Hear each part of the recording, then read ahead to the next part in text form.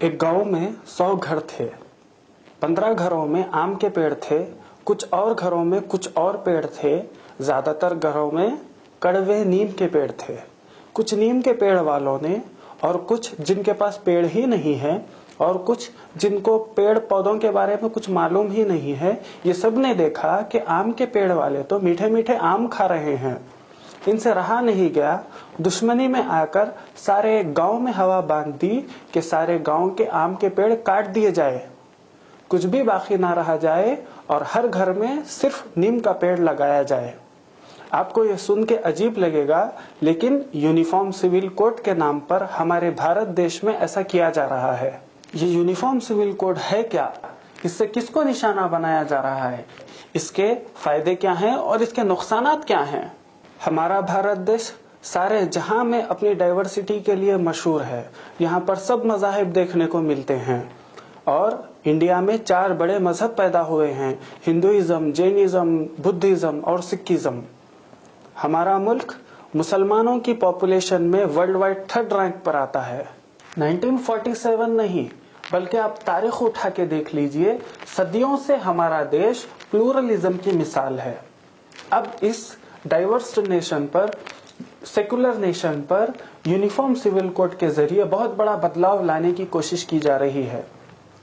Uniform civil code पर जो बहस कर रहे हैं, जो सपोर्ट कर रहे हैं, वो नहीं जानते कि यूनिफॉर्म सिविल कोड है क्या, और जो यूनिफॉर्म सिविल कोड के खिलाफ है, अगेंस्ट है, उन्हें नहीं मालूम कि वो क्यों यूनिफॉर्म सिविल कोड के खिलाफ है।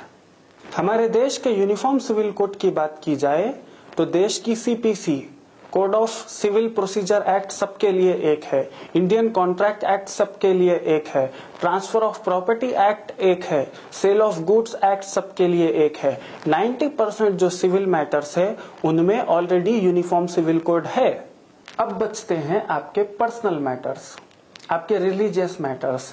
आपने किससे शादी की, आपने किसको डिवोर्स दिया, आपके मरने के बाद आपके जायदाद के हकदार कौन हैं, आपकी वसीयत किसको जाएगी, इस पर कानून ने आपको आजादी दी है। याद रखिए, 90% सिविल मैटर्स सबके लिए एक हैं, बस पर्सनल और रिलीजियस मैटर्स में किसी और का इंटरफेरेंस नहीं रखा गया। हमारे लिबरल्स के लिए एक एग्जाम्पल, अगर आप किसी और मजहब, कास्ट या बैकग्राउंड की लड़की से शादी या डिवोर्स करना चाहते हैं तो उसके लिए आपको स्पेशल मैरिज एक्ट भी मौजूद है। आपको आपके रिलीजियस पर्सनल लॉ के थ्रू ही जाने के लिए कोई फोर्स नहीं करता। मैं आप सबको फिर से बता दूं कि 90% लॉस सबके लिए यूनिफॉर्म है, यहाँ तक के क्रिमिनल एक्ट भी सबके लिए एक है, बस आपके पर्सनल और रिलीजियस लॉस में आपको आजादी दी गई है। यूनिफॉर्म सिविल कोड से सबको फर्क पड़ेगा, हिंदुओं को, बुद्धिस्ट को, जैन्स को, सिख्स को, क्रिश्चियंस को और मुसलमानों को। यूनिफॉर्म सिविल कोड के जरिए सबसे बड़ा निशाना मुस्लिम पर्सनल लॉ को किया जा रहा है, और मुसलमान इंडिया की सबसे बड़ी माइनॉरिटी हैं। अगर आपको वोट बैंक पॉलिटिक्स खेलनी है तो या तो मुसलमानों के अगेंस्ट में बोलिए या मुसलमानों का सपोर्ट लीजिए। बदकिस्मती से हमारे देश में जीत और हार इसी पर तय की जाती है। इस्लाम दुनिया का अकेला मजहब है जिसमें जीने की हर चीज का तरीका अल्लाह ताला ने सिखाया है। एक बच्चा माँ के पेट से पैदा होकर बड़ा बूढ़ा होके मर के खबर में जाने तक हर चीजें, सब लॉस अल्लाह ताला ने बेहतरीन सिखाए हैं शरीयत में। भाई, सीधे हाथ से खाना खाना और बाएं हाथ से इस्तिंजा करना भी हमें सिखाया गया है। क्रिएटर ही को तो बेहतर मालूम होता है ना कि उसके क्रिएशन के लिए क्या अच्छा है और क्या बुरा है। इस्लाम एक कंप्लीट दिन है, इंसानों को जीने का तरीका सिखाता है, एक कंप्लीट कोड ऑफ लाइफ है। तो फिर 3 तलाक का इशू उठाया जा रहा है। याद रखिए, ये सिर्फ 3 तलाक का इशू नहीं है, इसका नाम लेकर इंडिया से सारी इस्लामी शरीयत को एबॉलिश करने की कोशिश की जा रही है। रहा 3 तलाक का मसला, मुसलमानों में एक ग्रोह ऐसा भी है जो हलाल को हराम और 3 तलाक को नाजायज कहता है। इन्हें सलफी अहले हदीस कहते हैं और अल्हम्दुलिल्लाह मैं भी उन्हीं में से हूँ। लेकिन इसका ये मतलब नहीं कि कोई भी हम सब पर उंगली उठाएगा। मुसलमानों में आपसी इख्तलाफात हो सकते हैं, हम घर में लड़ लेंगे, लेकिन इसका ये मतलब नहीं कि हम बाहर वालों को हम पर उंगली उठाने का मौका देंगे। बिल्कुल भी नहीं। मुस्लिम्स का रेट ऑफ डिवोर्स 0.5% है और हिंदूज का सेपरेटेड विदाउट डिवोर्स 3.7% है। मुसलमानों में इससे तकरीबन 5 लाख लोगों की जिंदगियों में फर्क पड़ा है और हिंदुओं में 1,80,00,000 लोगों की जिंदगी में इससे फर्क पड़ा है। आप ही बताइए, तलाक बहुत बड़ा इशू है या उन 2 करोड़ लोगों की जिंदगियों का समाधान निकालना बड़ा इशू है? और आपको याद दिला दूं, इन 2 करोड़ सेपरेटेड विदाउट डिवोर्स लोगों में हमारे प्राइम मिनिस्टर मोदी भी आते हैं। मित्रों, ये भी देख लो। यूनिफॉर्म सिविल कोड लाना चाहिए, मुस्लिम पर्सनल लॉ एबॉलिश करना चाहिए, ऐसी साजिशें 1978 में भी शाबानो के केस में की गई थी। ये शाबानो केस क्या है? अहमद खान ने अपनी 62 साला बीवी शाबानो को तलाक दे दिया और लोकल कोर्ट ने अहमद खान को कहा कि हर महीना मेंटेनेंस के शाबानो को 25 रुपए दे देना चाहिए। शाबानो ने इसकी अपील हाईकोर्ट में डाली कि बढ़कर पैसे देने चाहिए। हाईकोर्ट ने अहमद खान से कहा कि हर महीना 170 चिल्लर रुपए दे देना चाहिए। अहमद खान ने इसका इनकार किया और वापस अपील डाली। बहरहाल इस 25 रुपए 170 चिल्लर रुपए को दूसरों ने इतनी हवा दी कि इस मसले को सुप्रीम कोर्ट तक भी ले जाया गया और तब मुस्लिम पर्सनल लॉ को एबॉलिश करने और यूनिफॉर्म सिविल कोड को लाने की बहुत बड़ी नाकाम साजिश की गई। यूनिफॉर्म सिविल कोड के जरिए सबसे बड़ा निशाना मुस्लिम पर्सनल लॉ पर किया गया है। देखते हैं ये यूनिफॉर्म सिविल कोड क्या है। हुकूमत किस तरह का यूनिफॉर्म सिविल कोड चाहती है, उनके पास इसका खुद ड्राफ्ट मौजूद नहीं है। आज तक किसी ने सामने नहीं रखा कि यूनिफॉर्म सिविल कोड कैसा होना चाहिए। यूनियन मिनिस्टर वेंकैया नायडू ने कहा कि इस पर एक हेल्दी डिबेट होनी चाहिए, बहस मुबाहसा होना चाहिए। कैसी डिबेट? వెంకయ్య నాయుడు గారు, మీరు కూడా తెలుగు, మేము కూడా తెలుగు, చెప్పండి कैसी डिबेट? किस बिना पर आप डिबेट करेंगे?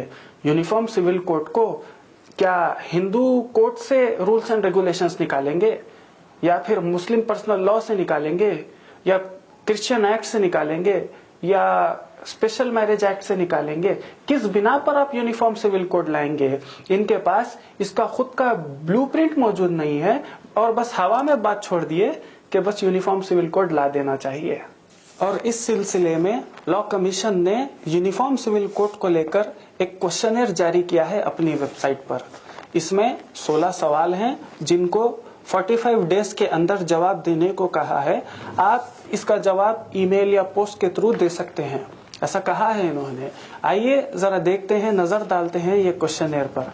आप खुद ताजुब करेंगे ये क्वेश्चनर को देखकर। 16 सवाल हैं जिनमें से 11 सवालों का जवाब सिर्फ यस और नो में पूछा गया है।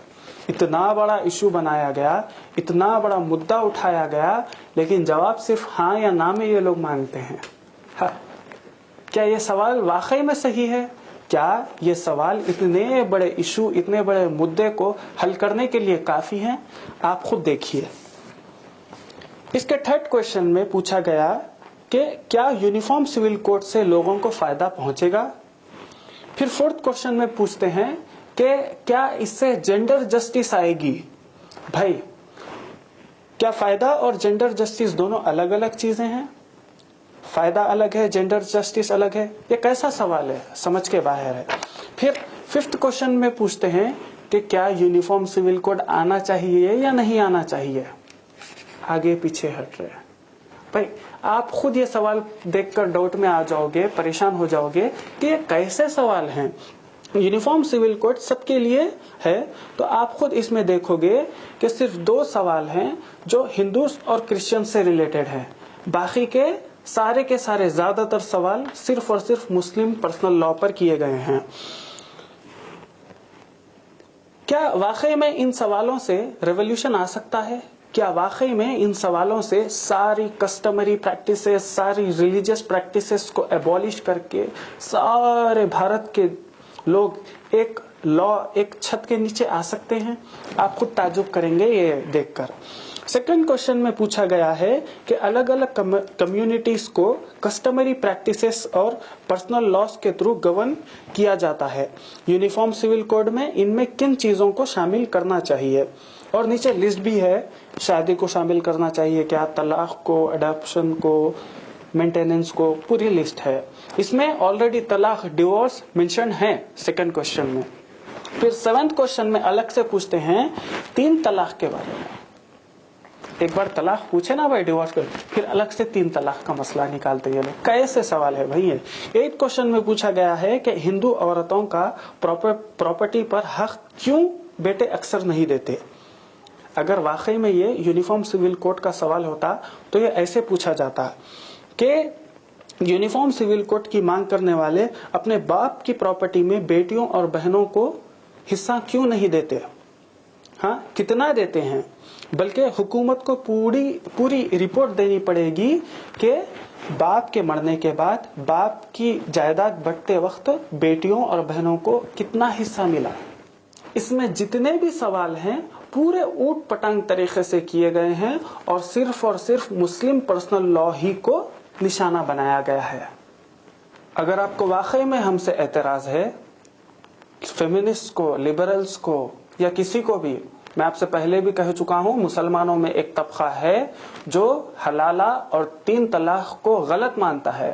آپ ان کے پاس جائیے, اہل حدیثوں کے آفیسز, ذمہ داران, علماء ہیں, آپ ان کے پاس جا کر اپنے مسائل حل کرائیے. لیکن اس کا یہ مطلب نہیں کہ آپ ہماری پوری شریعت پر حملہ کر دیں گے, آپ ہم پر انگلی اٹھا دیں گے. سارے مسلمان چاہے وہ کسی بھی مسلک کے ہو, کسی بھی جماعت کے ہو, ایک ہو جائیں گے اور آپ کو جواب دیں گے. آپ مسلمانوں میں آپسی اختلافات ہو سکتے ہیں, گھر کے اندر کی لڑائیاں ہو سکتی ہیں, لیکن اس کا یہ مطلب نہیں کہ باہر والے اس سے فائدہ اٹھائیں گے, بالکل بھی نہیں. یہ جو پرسنل لاس ہے یہ صرف ریلیجنس کا معاملہ نہیں ہے, یہ صرف آرٹیکل 25 کا معاملہ نہیں ہے, یہ آرٹیکل 29 کا بھی معاملہ ہے, یہ کلچرز کا بھی معاملہ ہے. انڈیا میں کئی الگ الگ کلچرز پائے جاتے ہیں اور ان کے مطابق الگ الگ کلچرز کے مطابق الگ الگ شادیاں ہوتی ہیں. یہاں پر کنفیوژن اس لیے ہوا, یہ جو ہندو میرج ایکٹ ہے اس نے اور اس سے pہلے برٹشرز نے ساری ہندو کمیونٹی کو ایک سمجھا اور مسلمان کمیونٹی کو ایک سمجھا اور برہمنائزیشن آف ہندو لا کر دیا. یعنی برہمنوں کا جو طور طریقہ ہے اسے ریکگنائز کر دیا. لیکن دیکھا جائے تو ایسا نہیں ہے, ہندو کمیونٹی ایک نہیں ہے, اس میں الگ الگ کلچرز اور ٹریڈیشنز ہے. لہذا یونیفارم سول کوڈ سے سب کو نقصان ہوگا. مسلم پرسنل لا بورڈ نے سب مسلمانوں سے کہہ دیا ہے کہ لا کمیشن کے اس کوشچنر کا جواب نہ دیں, بلکہ مسلم پرسنل لا بورڈ نے ہر جگہ یہ فارمز ڈسٹریبیوٹ کر دیے ہیں. میری آپ سب سے گزارش ہے کہ آپ سب ان فارمز پر سگنیچر کریے اور واپس بھیج دیجئے. یہ فارمز الحمدللہ آپ کے قریبی مساجد میں اویلیبل ہیں. اس فارمز پر آپ کا نام, ایڈریس, آدھار نمبر اور سگنیچر کریے اور مسجد والوں کو واپس دے دیجئے. انشاءاللہ مسجد والے مسلم پرسنل لا بورڈ کو بھیج دیں گے. میرے بھائیوں, مسلمانوں کے دین کو, شریعت کو ختم کرنے کی ایک بڑی بھیانک سازش ہو رہی ہے اور ہم سب کو اس کے بارے میں سمجھنے کی ضرورت ہے. مسلم پرسنل لا بورڈ جو ہم سب کو ریپرزینٹ کرتا ہے, سارے مسلمانوں کو, چاہے وہ بریلوی ہو, دیوبندی ہو, سلفی ہو, سارے مسلمان, مسلم پرسنل لا بورڈ نے اس کوشچنر کو بائیکاٹ کرنے کو کہا ہے. 1980 میں بھی ایسا مسئلہ پیش آیا تھا شابانوں کے کیس کے وقت. تب سارے کے سارے مسلمان مسجدوں میں سگنیچرز کر کے بھیجے تھے کہ ہم اسے نہیں مانیں گے. آج پھر ایسا دور آ گیا ہے, اسے نظر انداز مت کیجیے, بلکہ ان فارمز کو آپ بھی تقسیم کیجیے. مسجدوں میں, انسٹیٹیوشنز میں سب عورتیں اور مرد اس پر سگنیچر کریے اور بھیجیے. اسے ہلکا مت لیجیے. شریعت کا مسئلہ ہے, ہمارے وجود کا مسئلہ ہے, ہماری تحفظ شریعت کا مسئلہ ہے. یہ کوئی فقہی مسئلہ نہیں ہے, اختلافات کا مسئلہ نہیں ہے. 3 طلاق یا 1 طلاق یہ علماء دیکھ لیں گے. یہ ہمارے دین کا مسئلہ ہے بھائیوں, بڑا ہی گمبھیر مسئلہ ہے. ہم سب کو ایک ہو کر اس کا جواب دینا ہے. ہمارا حق حاصل کرنے ہمیں آگے بڑھنا ہے. آپ کے پاس بھی کوئی رائے یا سجیشنز ہوں تو نیچے کمنٹ کیجئے. اس ویڈیو کو دوسروں تک بھی پہنچائے تاکہ وہ لوگوں کو بھی معلوم ہو۔ اللہ سے دعا ہے کہ اللہ ہم سب کی حفاظت فرمائے، اللہ مسلمانوں کی حفاظت فرمائے اور اس ملک میں امن و شانتی سے رہنے کے لیے ساری انسانیت کو توفیق عطا فرمائے، آمین یا رب العالمین۔ اب آپ کے اس بھائی عدنان قمر کو اجازت دیجیے، اس ویڈیو کو لائک کرنا، شیئر کرنا نہ بھولیں۔ شکریہ۔